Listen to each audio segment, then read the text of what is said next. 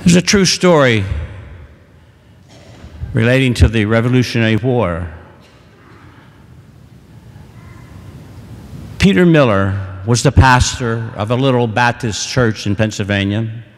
He was also the abbot of the community of mystics at the Ephrata cloisters, whose monks helped the fighting American soldiers by giving them food and other supplies.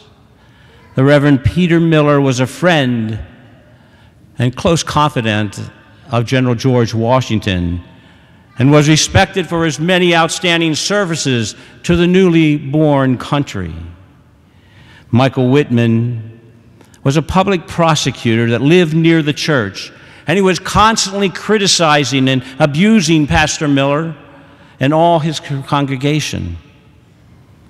And when Whitman was caught for spying for the British Army, President George Washington sentenced him to be hanged for treason. And no sooner had the sentence been announced than Reverend Peter Miller set out on foot to appeal to General George Washington for his enemy's life. The president thought that Mr. Whitman was Mr. Miller's friend and stated that he could not save Miller's friend because of the gravity of his guilt. Miller said, "Mr. President, Mr. Whitman is not my friend. He is my worst enemy." This flabbergasted Washington, and he said, "You have walked 60 miles to save the life of your greatest enemy? That puts this whole matter in a different light." And pardon was granted. And pardon in hand, Miller hurried to the place of execution, and he walked 15 miles. And as he approached the scaffolding where Whitman was ready to be hanged, he had the pardon in his hand, ready to give it to him. And what Miller, or rather with the prosecuting attorney, Mr. Whitman, what he said when he saw Pastor Miller coming close to the scaffold, he said, "The condemned man, the Reverend, is coming to see the condemned man being hung. He wanted to get his revenge by seeing me hanged." But Miller calmly stepped forward and handed the pardon to Mr. Whitman. Reverend Miller lived by the command Jesus gave us as he described today in today's passage in the gospel. He says, "Love your neighbors, do good to those who hate you, bless those who curse you, and pray for those who mistreat you." A different style of life, opening our heart rather than raising ire within us, granting pardon to those that have mistreated us. And if we look at the readings today, we see that they are linked together by one main theme, and that is the power of Christian love. And when Christian love is shared and is exercised in unconditional forgiveness by the believing community of forgiven sinners, we come together. We have the power within us to forgive, but it takes practice. If we take a look at the reading, not only did God Jesus tell us that we are to live by that golden rule as such, he also tells us how we can make the right choice and the wrong choices in our life.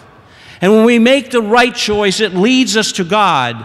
And when we make the wrong choices, it breaks that relationship that we have established with him and with one another. The first reading shows us how David made the right choice, respecting God's anointed king by forgiving his offenses. And while Saul, he continued to make the wrong choices, perpetuating his misery with a granting and looking for revenge. And in the responsorial psalm, the psalmist reminds us of the mercy of God and his compassion, which we should practice. And in that second reading, St. Paul tells us how the first Adam made the wrong choice of disobedience, bringing death into the world, whereas Jesus, the second Adam, made the correct choice of fulfilling his Father's saving plan. The gospel today gives us Jesus' revolutionary moral teaching about the correct choices in human relationships, placing special emphasis on that golden rule: do to others as you would have them do to you. And this golden rule is then amplified by a string of particular commands. Love your enemies, do good to those who hate you, bless those who curse you, and pray for those who maltreat you. For Jesus, love is a fundamental attitude that seeks the good of another. Jesus orders us to love our enemies and be merciful as God the Father is merciful. Jesus challenges us to do for others what God has done for you and I. Be compassionate as your Father is compassionate.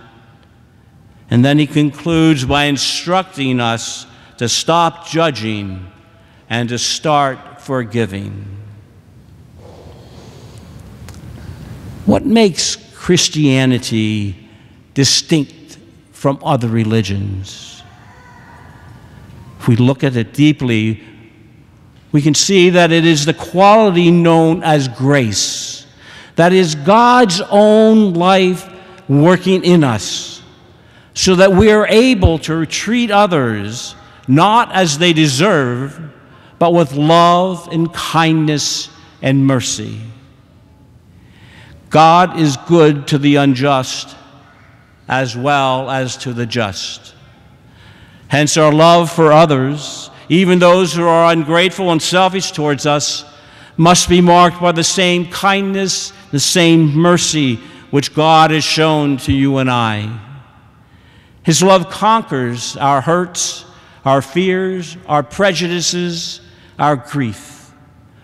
Only the cross of Jesus Christ can free us from the tyranny of malice and hatred, revenge and resentment, and give us the courage we need to return good for evil.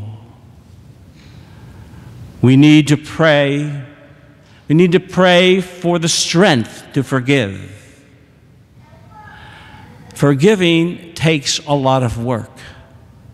And it is only through that strength that we get through the grace of God that we're able to meet that challenge. Our challenge is to overcome our natural inclination to hate family members, co-workers, neighbors, and all those who offend us. And to meet that challenge, we need to ask God for the strength to forgive one another. We must forgive because only forgiveness truly heals us. If we remember how God has forgiven us, it will help us forgive others. Let us start forgiving right now by curbing our sharp tongue of criticism, suppressing the revenge instinctive within us, and tolerating the irritating behavior of a neighbor.